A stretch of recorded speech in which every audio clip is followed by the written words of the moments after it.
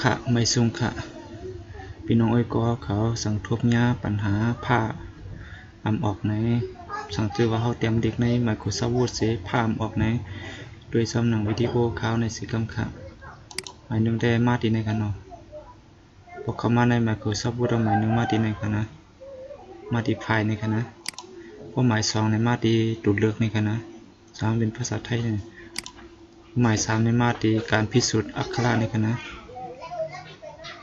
พอที่4ในก็หมาย4ในก็ดูดเลือกการแก้ไขอัตโนมัติในกันนะเพราะว่าที่5ในก็มาที่การสัตว์รูปแบบอัตโนมัติขณะพิมพ์ในกันนะหมาย6ในมาที่มาถอนแปดตัวหมายถูกดีในกันนะคำเรียนสุดก็มาถอนแปดดีในก็แล้วก็กดโอเคตั้งใจในกันนะลูกค้าไม่สูงค่ะสังเกตว่าได้ใส่วิดีโอเขาในก็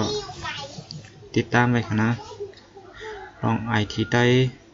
เป็นเสียงฮือในเขาติมาต่างนี้ปัน